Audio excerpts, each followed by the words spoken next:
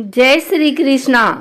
आज मंगलवार के दिन आइए सुनते हैं हनुमान जी और मंगल देव की यह कथा।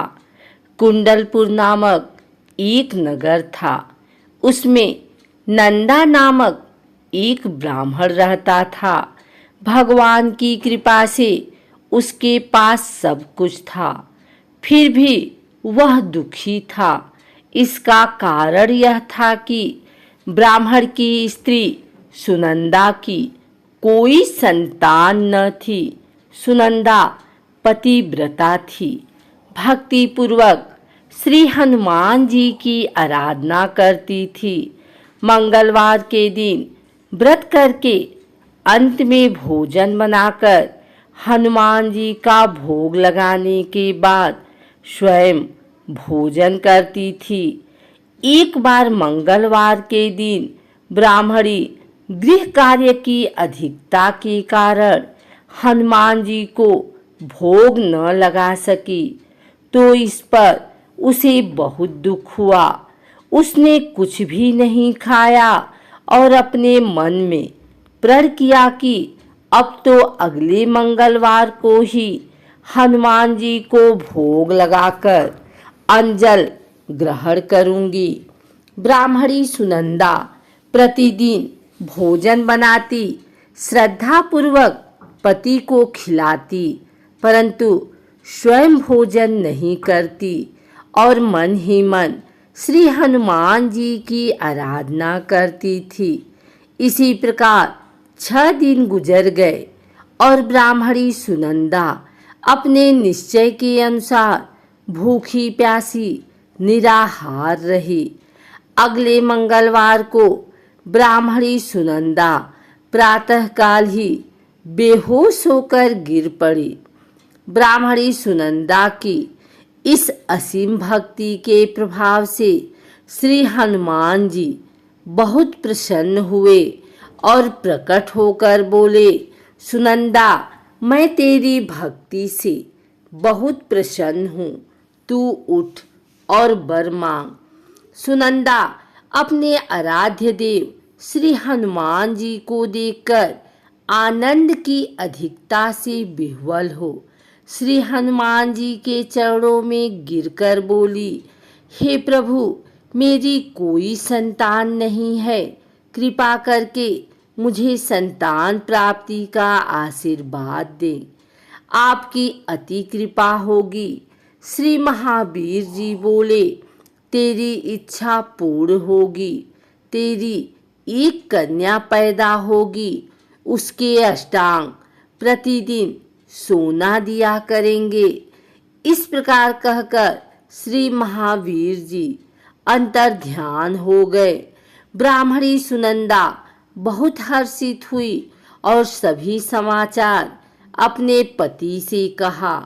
ब्राह्मण देव कन्या का वरदान सुनकर कुछ दुखी हुए, परंतु सोना मिलने की बात सुनी तो बहुत प्रसन्न हुए। विचार किया कि ऐसी कन्या के साथ मेरी निर्धनता भी समाप्त हो जाएगी। श्री हनुमान जी की कृपा से वह ब्राह्मणी गर्भवती हुई और 10वें महीने में उसे बहुत ही सुंदर पुत्री प्राप्त हुई। यह बच्ची अपने पिता के घर में ठीक उसी तरह से बढ़ने लगी जिस प्रकार शुक्ल पक्ष का चंद्रमा बढ़ता है। 10वें दिन ब्राह्मण ने उस बालिका का नामकरण संस्कार कराया। उसके कुल पुरोहित ने उस बालिका का नाम रत्नावली रखा, क्योंकि यह कन्या सोना प्रदान किया करती थी।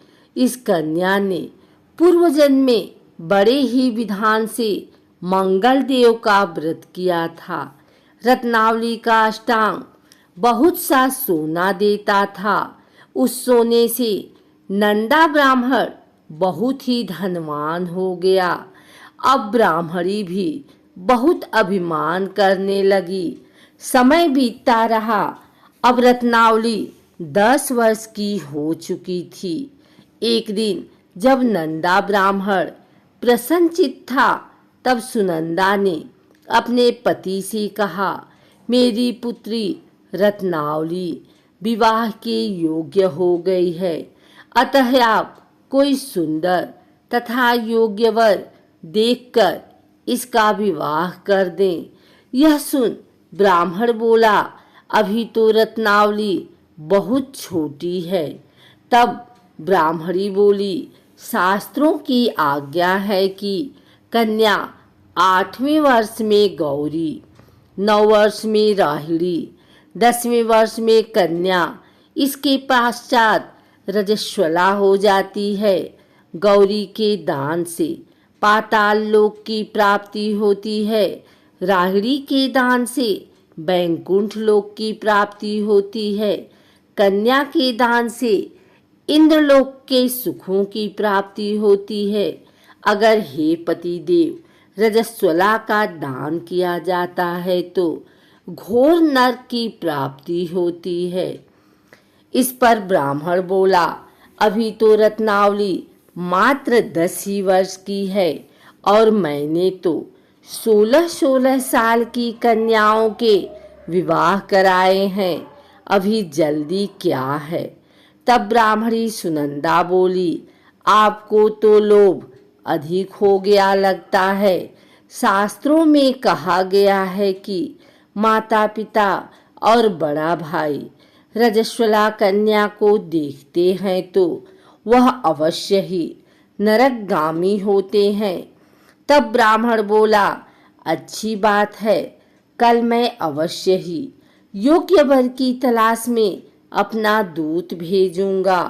दूसरे दिन ब्राह्मण ने अपने दूत को बुलाया और आज्ञा दी कि जैसी सुंदर मेरी कन्या है, वैसा ही सुंदर वर उसके लिए तलाश करो।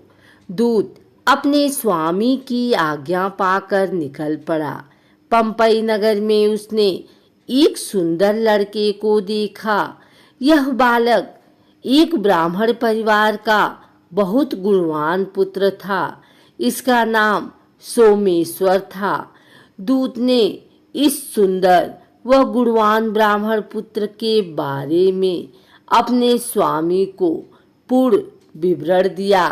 ब्राह्मण नंदा को भी सोमेश्वर अच्छा लगा और फिर शुभ मुहूर्त में विधि पूर्वक कन्या दान करके ब्राह्मण ब्राह्मणी संतुष्ट हुए।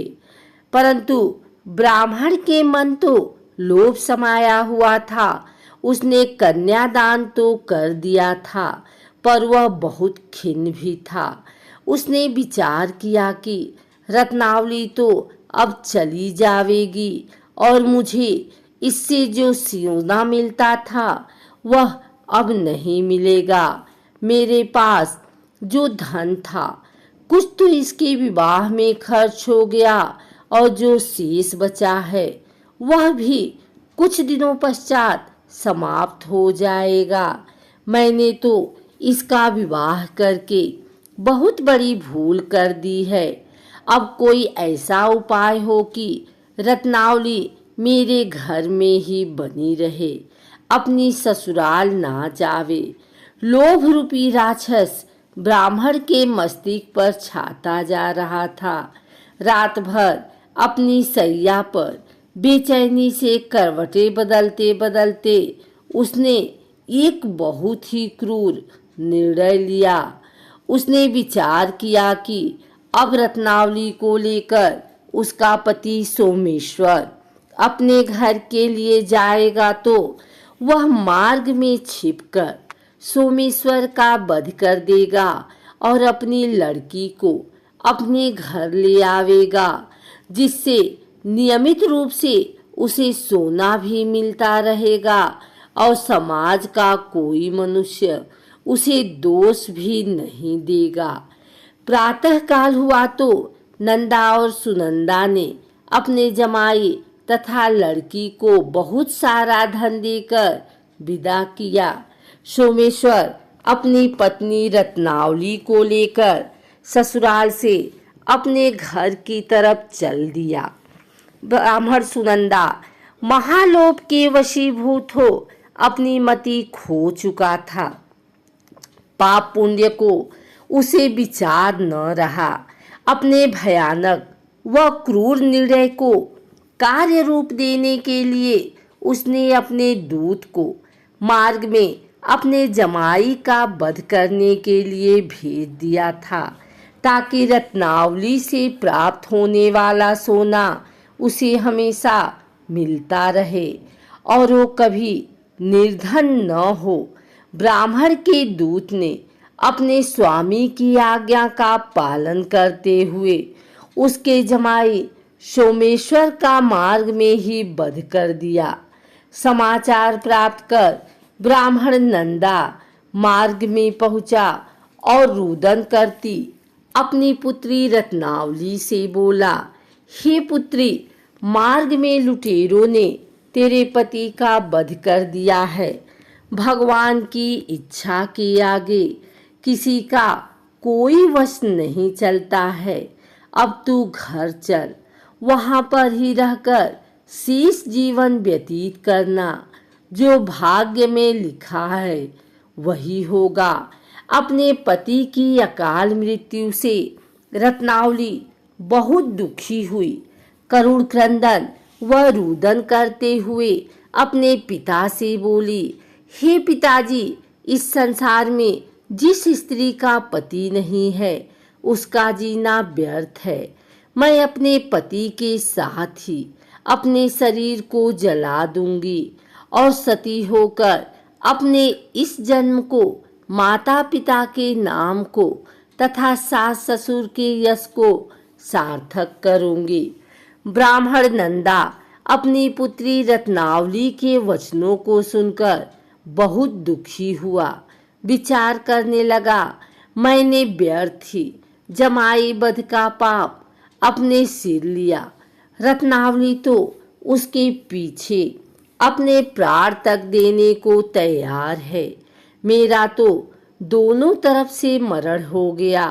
धन तो अब मिलेगा नहीं। जमाई वध के पाप के फलस्वरूप यम यातना भी भुगतनी पड़ेगी। यह सोचकर वह बहुत खिन्न हुआ। सोमेश्वर की चिता बनाई गई। रत्नावली सती होने की इच्छा से अपने पति का सिर अपनी गोदी में रखकर चिता में बैठ गई। जैसे ही सोमेश्वर की चिता को अग्नि लगाई गई, वैसे ही प्रसन्न हो मंगलदेव वहां प्रकट हुए और बोले, हे रत्नावली, मैं तेरी पति भक्ति से बहुत प्रसन्न हूँ, तू वर मांग। रत्नावली ने अपने पति का जीवन दान मांगा। तब मंगलदेव बोले, रत्नावली, तेरा पति अजर अमर है, यह महाविद्यवान भी होगा और इसके अतिरिक्त तेरी जो इच्छा हो वर मांग। तब रत्नावली बोली, हे ग्रहों के स्वामी, यदि आप मुझ पर प्रसन्न हैं तो मुझे यह वरदान दीजिए कि जो भी मनुष्य मंगलवार के दिन प्रातःकाल लाल पुष्प, लाल चंदन से पूजा करके आपका स्मरण करे, उसको रोग व्याधि न हो, स्वजनों का कभी वियोग न हो, सर्प, अग्नि तथा शत्रुओं का भय न रहे। जो स्त्री मंगलवार का व्रत करे वह कभी विधवा न हो। मंगलदेव तथास्तु कहकर अंतर ध्यान हो गए। सोमेश्वर मंगलदेव की कृपा से जीवित हो उठा। रत्नावली अपने पति को पुनः प्राप्त कर बहुत प्रसन्न हुई और मंगलदेव का व्रत प्रत्येक मंगलवार को करके व्रतराज और मंगलदेव की कृपा से इस लोक में सुख ऐश्वर्य को भोगते हुए अंत में अपने पति के साथ स्वर्ग लोक को चली गई।